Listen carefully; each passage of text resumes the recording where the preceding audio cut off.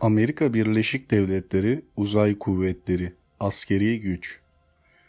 Amerika Birleşik Devletleri Başkan Yardımcısı Mike Pence, 2020'ye kadar ABD Uzay Kuvvetleri Komutanlığı'nı kuracaklarını açıkladı. ABD Savunma Bakanlığı önümüzdeki aylarda uzay gücünün 4 aşamasından 3'ünü oluşturmayı planlıyor.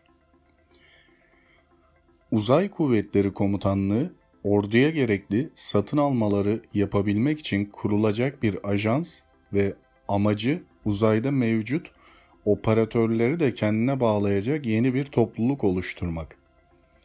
Pentagon, geniş kapsamlı bu değişiklikleri milletvekillerinin onayını almadan gerçekleştirebiliyor. Mali yönetim kısmı ise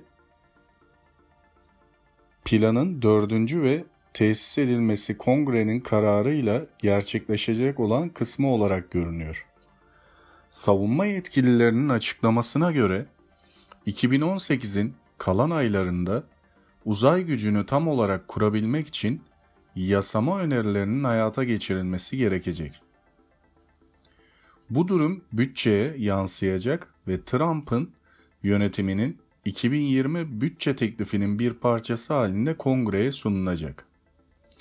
Aslında bu plan, Pentagon'un 2 numaralı sivil savunma yetkilisi, Bakan Yardımcısı Patrick Shanahan tarafından milletvekillerine gönderilmek üzere 30 Temmuz 2018'de 14 sayfalık bir taslak halinde ortaya konuldu. Bu taslak rapora göre projenin amaçları ABD ulusal çıkarlarını korumak, kötü niyetli faaliyetleri önleyebilmek ve ABD'nin ulaşılabilir uzayda ulusal güvenlik gerekliliklerinin karşılanması, ABD sanayinde büyüme ve ticari ekonomik genişleme yaratarak müttefiklere ortaklıkları güçlendirmek olarak açıklanıyor. Başkan Trump'a sunulan taslak raporda ABD Savunma Bakanlığı ülkenin 11. Savaş Komutanlığı olacak ABD Uzay Kuvvetleri'nin kurulacağını anlatıyor ve raporda 2018 yılı sonuna kadar Kongre'ye önerilmek üzere bir yapılacak listesi yer alıyor. Bugün çeşitli servisler ve kuruluşlarla ortak çalışan ABD Özel Harekat Komutanlığı gibi 4 yıldızlı bir uzay kuvvetleri komutanlığı kurularak bu yeni birliğin ordu genelinde uzay kuvvetlerini denetleyecek kurum olması hedefleniyor. Pentagon, Uzay Kuvvetleri Komutanlığı'nı ABD Stratejik Komutanlığı'na bağlı olarak kurmayı planlıyor. Buna göre Uzay Kuvvetleri Komutanlığı oluşturabilmek için gerekli ek personel, sorumluluk ve otorite ihtiyaçlarının değerlendirilip gerekli girişimlerin başlatılması talep edilecek. Ordudan faydalanacaklar, mevcut Hava Kuvvetleri Uzay Komutanlığı komutanının başlangıçta yeni ABD Uzay Kuvvetleri'ne de başkanlık etmesi önerilecek.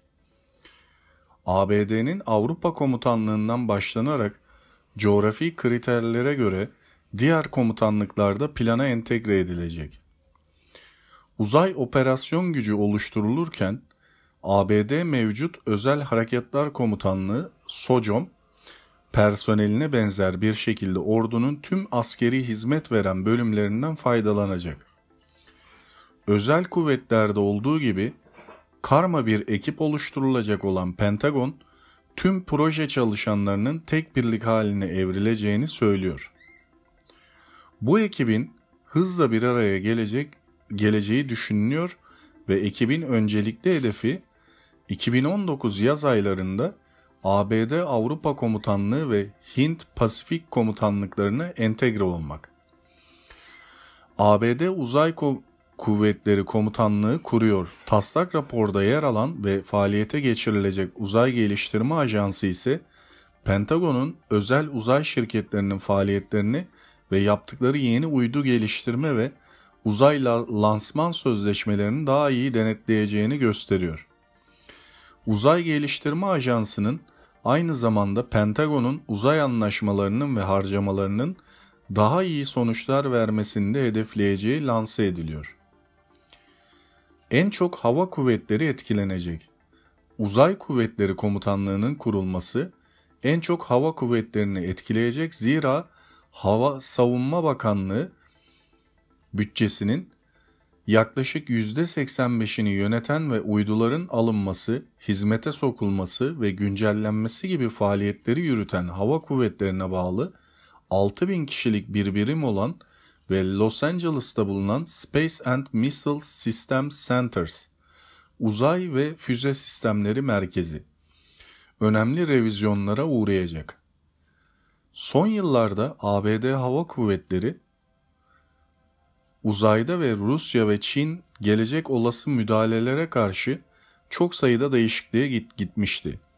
Özellikle düşük maliyetli, hızlı ve kolay erişim sağlanan bir dünya yörünge mimarisi denemeleri bu değişikliklerden beri öne çıkıyor. Hava Kuvvetleri Sekreteri Heather Wilson, 25 Temmuz'da Washington Post'ta yayınlanan söyleşisinde uyduların çok kırılgan aygıtlar olduğu ve uzayda her zaman doğrudan savunma yapmanın mümkün olmadığını anlattı. Yeni yasa tasarısı ile ABD, silahlı kuvvetlerin 6. kolu olan uzay kuvvetlerini oluşturarak uzay teknolojilerine verilen öneme dikkat çekiyor. Uzay kuvvetleri, uzaydaki ulusal güvenlikten sorumlu olan mevcut ABD Hava Kuvvetleri altında bir birim olarak çalışacak. Böylece bütçe yapılanmasında büyük değişiklikler yapılmayacak. Hava kuvvetleri için çalışan uzay personelinin çoğu uzay kuvvetlerine aktarılması planlanıyor. Buna ek olarak uzay kuvvetleri maliyeti düşürmek için mevcut hava kuvvetlerinin işlevlerinden büyük ölçüde yararlanacak. Örneğin lojistik temel eğitim desteği, sivil personel yönetimi, iş sistemleri, BT desteği ve denetim ajansları gibi yeteneklerinden faydalanılacak. Hava Kuvvetleri Sekreteri Barbara Barrett, uzay kuvvetlerinin yaklaşık 16.000 hava kuvvetleri ve sivil personelinden oluşacağını söyledi. Ağustos 2018'de Pentagon raporuna göre bir uzay kuvveti yaratmak için acil eylemler gerektiğini vurgulanmıştı.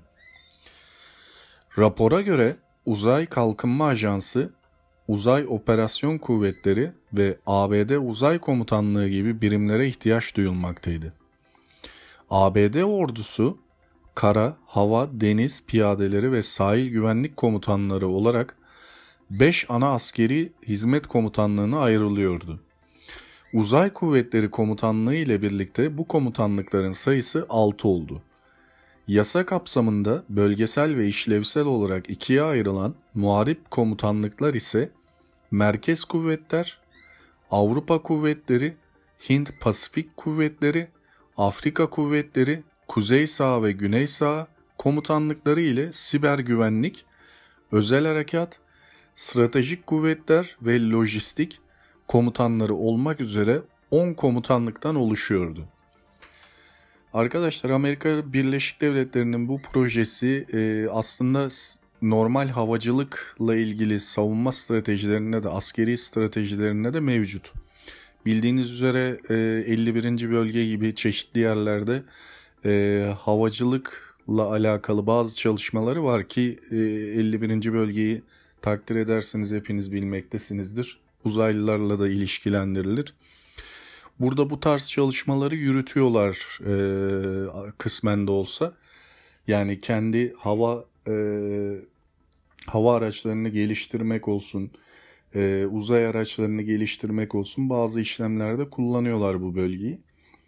Harici olarak böyle bir kuvvet oluşturmalarının nedeni aslında biraz da yine askeri bir savunmaya yönelik.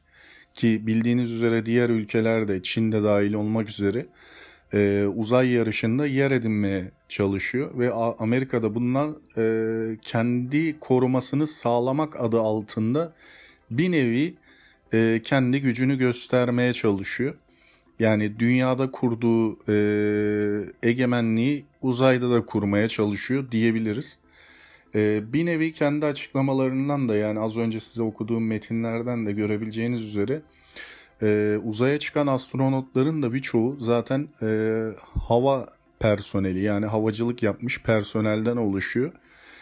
Bunların da gelişimini desteklemek için yapılacağı söyleniyor ama asıl amacı Çin, Hindistan, Japonya gibi diğer Avrupa gibi diğer uzay ajanslarının önüne geçebilmek. Tek amacı bu aslında.